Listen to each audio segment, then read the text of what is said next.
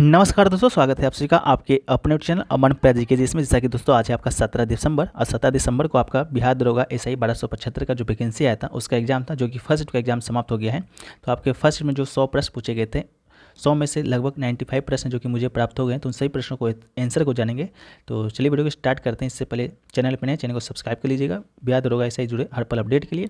साथ में इसका जो पीडीएफ है आपको आंसर की का टेलीग्राम पे मिल जाएगा और भी प्रश्न ऐड करके, तो उसको भी आप लोग ज्वाइन कर लीजिएगा, लिंक डिस्क्रिप्शन में मिलेगा। ठीक है, चलिए वीडियो को शुरुआत करते हैं। पहला जो प्रश्न आपसे पूछा गया था कि 1757 का अलीनगर का संधि किसके मध्य हुआ था। तो अलीनगर का जो संधि है आपका ब्रिटिश ईस्ट इंडिया कंपनी और बंगाल का जो नवाब था सिराजुद्दौला, ऑप्शन में दिया गया था। तो कंपनी और सिराजुद्दौला के बीच हुआ था, तो इसका राइट आंसर था। अगला पूछा गया था बिहार का कुल क्षेत्रफल कितना है। तो बिहार का कुल क्षेत्रफल आपका 94,163 किलोमीटर स्क्वायर है, तो इसका राइट आंसर हो जाएगा 94,163 वर्ग किलोमीटर स्क्वायर। ठीक है, तो ये भी पूछा गया था। इसके अलावा पूछा गया था आपातकाल के समय अनुच्छेद 19 किस अनुच्छेद के तहत समाप्त किया जाता है। तो आपका अनुच्छेद 358 ऑप्शन में दिया गया था, जो कि बिल्कुल आपका राइट आंसर था। ठीक है, चलिए वीडियो में आगे बढ़ते हैं। इससे पहले दोस्तों आपको बता दें कि अगर आप किसी भी एग्जाम का तैयारी करते हैं, चाहे एसएससी का हो, बैंक का हो, रेलवे का हो, या आपके कोई भी बिहार स्टेट का ही एग्जाम क्यों ना हो, उन सभी एग्जामों का अगर आप मॉक टेस्ट देना चाहते हैं तो मॉक टेस्ट देने का सबसे अच्छा जो प्लेटफॉर्म है अभी तक का, वो फ्रेंड्स आपका टेक्स्ट बुक है। टेक्स्ट बुक पर आपका ऑफर भी चल रहा है वार्मथ ऑफ सक्सेस सेल के नाम से। इस पर आप बीएसएससी का भी सेट मार सकते हैं, दरोगा मेंस का भी सेट मार सकते हैं, सभी एग्जामों का। ठीक है, घर बैठे 15 से 18 दिसंबर के बीच आपका सेल चल रहा था। इसमें आपको 269 रुपये में पास मिल जाएगा और पास जो प्रो है आपको 359 रुपये में मिलेगा। पास प्रो अगर आप लेते हैं तो एक सेट को आप अनलिमिटेड बार दे सकते हैं, साथ में विभिन्न एग्जामों का आप PYQ भी डाउनलोड कर सकते हैं। ठीक है, कूपन कोड APG यूज कीजिएगा तो आपको 10% का एक्स्ट्रा ऑफ मिलेगा, लिंक डिस्क्रिप्शन में दिया गया है, तो आप लोग जाके एक बार चेकआउट कर लीजिएगा। कूपन कोड APG यूज करना नहीं भूलिएगा। ठीक है, चलिए हम लोग वीडियो में आगे बढ़ते हैं। तो नेक्स्ट क्वेश्चन पूछा गया कि रक्षा मंत्रालय ने माइक्रोसॉफ्ट ऑफिस ऑपरेटिंग सिस्टम का क्या नाम रखा है, जो ये हाल ही में लॉन्च किया था। तो ऑप्शन में आपका माया दिया गया था, तो जिसका राइट आंसर आपका हो जाएगा माया। ठीक है, माया OS नामक स्वदेशी रूप से विकसित ऑपरेटिंग सिस्टम इंस्टॉल करेगा। इसके अलावा नेक्स्ट क्वेश्चन पूछा गया कि कुदेरमुख पश्चिम घाट में क्या कहलाता है, मतलब क्या है। तो आपका एक पर्वत की चोटी है, तो इसका राइट आंसर होगा। अगला है कि अमिश्रणीय द्रव को किस प्रकार अलग किया जाता है। तो आसमन की प्रक्रिया के द्वारा, तो ऑप्शन में आसमन दिया गया था, जो कि राइट आंसर था। अगला है प्राचीन मगध साम्राज्य का प्रथम राजधानी क्या था। तो राजगिरी ऑप्शन में दिया गया था, जो कि बिल्कुल आपका राइट आंसर था। राजगिरी इसका राइट आंसर है। ठीक है, आप कितना सही कर लिए ये भी कमेंट सेक्शन में जरूर बताइएगा। हम लोग बाद में अंत में चर्चा भी करेंगे कितना आपका कट ऑफ रह सकता है। अगला है सबसे कम लिंग अनुपात किस केंद्र शासित प्रदेश का है। तो ऑप्शन में आपका दमन और दीव दिया गया था, जो कि बिल्कुल आपका राइट आंसर था। अगला है कि एक समान पथ पर वृत्तीय गति क्या कहलाता है, ऐसा कुछ क्वेश्चन था, जिसका राइट आंसर आपका एक समान वृत्तीय गति आपका ऑप्शन में हो जाएगा। ठीक है, अगला है कि अंत्योदय अन्न योजना कब शुरू किया गया था। तो अंत्योदय अन्न योजना आपका 2000 ईस्वी में शुरू किया गया था, जो कि बिल्कुल आपका राइट आंसर था। अगला है कि भारत में 1991 के आर्थिक संकट का मुख्य कारण क्या था। तो राजकोषीय घाटे ऑप्शन में दिया गया था, जो कि आपका बिल्कुल राइट आंसर था। अगला है कि एक खेती में क्रमवार नियोजित कृषि क्या कहलाता है। तो फसल चक्र इसका आपका राइट आंसर था, जो कि आपके ऑप्शन में भी दिया गया था। अगला है कि बलवंत राय मेहता समिति का संबंध किससे है। तो बलवंत राय मेहता समिति का संबंध आपका पंचायती राज व्यवस्था से था, जो कि बिल्कुल आपका राइट आंसर था। पंचायती राज व्यवस्था इसका राइट आंसर हो जाएगा। 1956 में ये आपका गठित किया गया था, लागू हुआ था 1 अप्रैल 1958 से। अगला 1940 में व्यक्तिगत सत्याग्रह किसने शुरू किया था। तो आपका किसने शुरू किया था। तो आचार्य विनोबा भावे ने शुरू किया था, तो इसका राइट आंसर आपका आचार्य विनोबा भावे होगा। अगला है गरुड़ अभियान किसने चलाया था। तो गरुड़ अभियान आपका CBI ने चलाया था, तो इसका राइट आंसर आपका हो जाएगा CBI। ठीक है, इसके अलावा नेक्स्ट क्वेश्चन पूछा गया कि the spirit of the lost पुस्तक के लेखक कौन है। तो मॉन्टेस्क्यू इसका राइट आंसर हो जाएगा, जो कि आपके ऑप्शन में दिया गया था। अगला है बेलाडिला किसके लिए प्रसिद्ध है। तो बेलाडिला की जो खान है वो आपकी लो आयस्क के लिए प्रसिद्ध है, तो इसका राइट आंसर आपका हो जाएगा लोहे के उत्पादन के लिए, यानी कि लो आयस्क के लिए। अगला है अल हिलाल पुस्तक किसके द्वारा लिखा गया है। तो अल हिलाल पुस्तक आपका मौलाना अब्दुल कलाम आज़ाद के द्वारा लिखा गया है, जो कि राइट आंसर था। अगला है प्रोजेक्ट 75-1 किससे संबंधित है। तो ये आपका पनडुब्बी से संबंधित है, जो कि आपके ऑप्शन में भी दिया गया था, तो पनडुब्बी इसका राइट आंसर होगा। अगला है अस्थायी बंदोबस्त के प्रस्तावक कौन थे। तो अस्थायी बंदोबस्त के प्रस्तावक की बात करेंगे तो आपके सर जॉन शोर आपका ऑप्शन में दिया गया था, जो कि बिल्कुल आपका राइट आंसर था। अगला है भुरिया समिति का संबंध आपसे पूछा गया था। इनमें से पूछा गया था कि कौन आपका आदिवासी से संबंधित आपका समिति है। तो भुरिया समिति आपका ऑप्शन में दिया गया था, जो कि आपका राइट आंसर था। अगला है ध्वनि का वेग सबसे तेज किसमें होता है। इसका राइट आंसर आपका स्टील दिया गया था, जो कि बिल्कुल आपका राइट आंसर था। इसके अलावा जल, हवा, वायु भी दिया गया था। अगला है मोटो GP का जो आयोजन है आपका किस जगह पर हुआ था। जगह का नाम पूछा गया था, तो ग्रेटर नोएडा इसका राइट आंसर था। अगला है उत्पादों पर पैकिंग पर सूचना देना इस किस अधिकार के तहत आता है, तो इसका राइट आंसर आपका सूचना के अधिकार के तहत आता है। 2009 में सूचना का अधिकार आया था।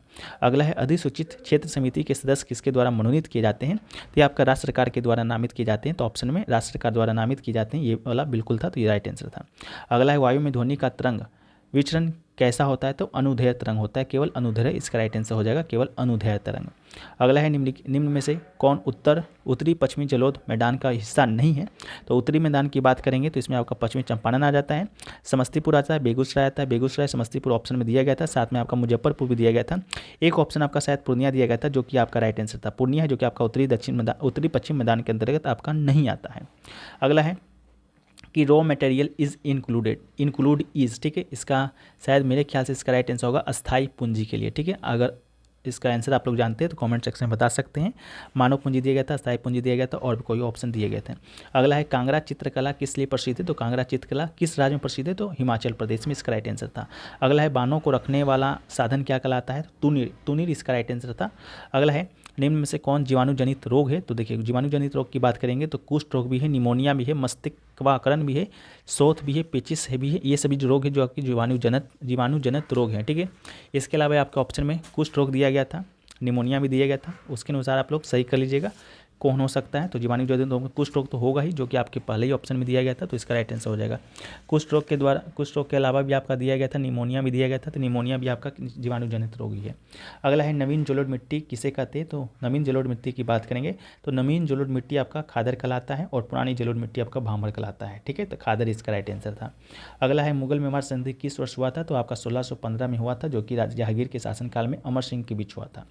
अगला है एकरा किस देश की राजधानी है, तो एकरा की बात करेंगे तो ये आपका घाना देश की राजधानी है, तो इसका राइट आंसर घाना होगा। अगला है कौशाम्बी किसकी राजधानी है, मगध साम्राज्य में पूछा गया था, तो वत्स इसका राइट आंसर था, वत्स की राजधानी है कौशाम्बी। अगला है मंत्रिपरिषद किसके प्रति उत्तरदायी होता है, तो मंत्रिपरिषद आपका लोकसभा के प्रति उत्तरदायी होता है। अगला है राष्ट्रपति के द्वारा राज्यसभा में कितने सदस्य मनोनीत किए जाते हैं, तो 12 सदस्य मनोनीत किए जाते हैं, बिल्कुल राइट आंसर था। अगला है फिटकरी गंदिल पानी को किस प्रकार अलग किया जाता है, तो स्कंदित करके, ठीक है, स्कंदन ऑप्शन में दिया गया था, जो कि आपका राइट आंसर था, ठीक है। अगला है किन दो फ्रांसीसी नेताओं के द्वारा नेशनल असेंबली का गठन किया गया था, तो मिराबू और अब्बे सीएस, इसका राइट आंसर आपका हो जाएगा। एक ऑप्शन में मिराबू दिया गया था, बाकी अब्बे सीएस वाल्टेर इस प्रकार करके दिया गया था। अगला है वास्को डी गामा भारत कब आया था, तो वास्को डी गामा भारत आया था 1498 में, तो इसका राइट आंसर था।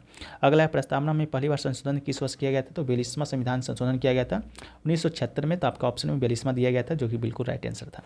अगला है मुख्यमंत्री के कार्य में शक्ति का अनुच्छेद पूछा गया था, तो अनुच्छेद 164 इसका राइट आंसर था।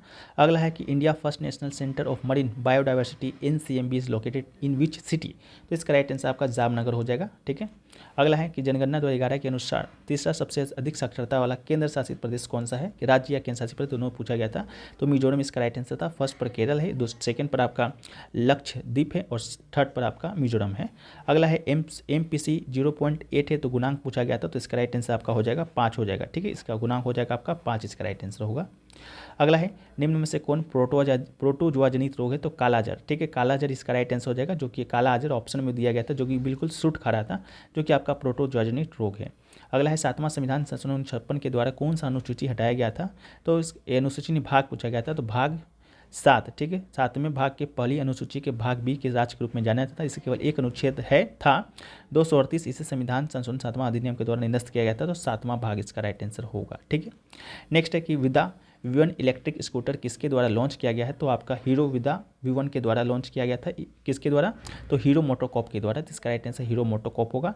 अगला है पेलिंगेट माइबू पुस्तक के लेखक कौन है, तो इसके राइट आंसर हो जाएंगे सचिन तेंदुलकर के द्वारा लिखा गया आत्मकथा है।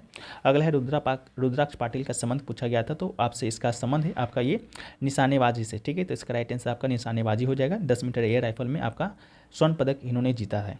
अगला है कि प्रथम विश्व युद्ध में रूस कौन सी संधि के द्वारा अलग हुआ था, तो ये आपकी ब्रेस्ट लिटोस्क की संधि के द्वारा अलग हुआ था, तो इसका राइट आंसर हो जाएगा, जो कि 3 मार्च 1918 को हुआ था। आपातकालीन हार्मोन के बारे में पूछा गया था, तो आपातकालीन हार्मोन की बात करेंगे तो एड्रेनाइलिन ये क्या है दोस्तों, आपका एक आपातकालीन हार्मोन है, ठीक है, तो इसका राइट आंसर हो जाएगा।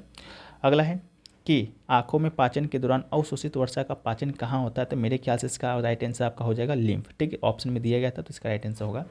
अगला है कि सियाचिन पर तैनात होने वाली पहली महिला पूछा गया था, तो कैप्टन शिवा चौहान इसका राइट आंसर है।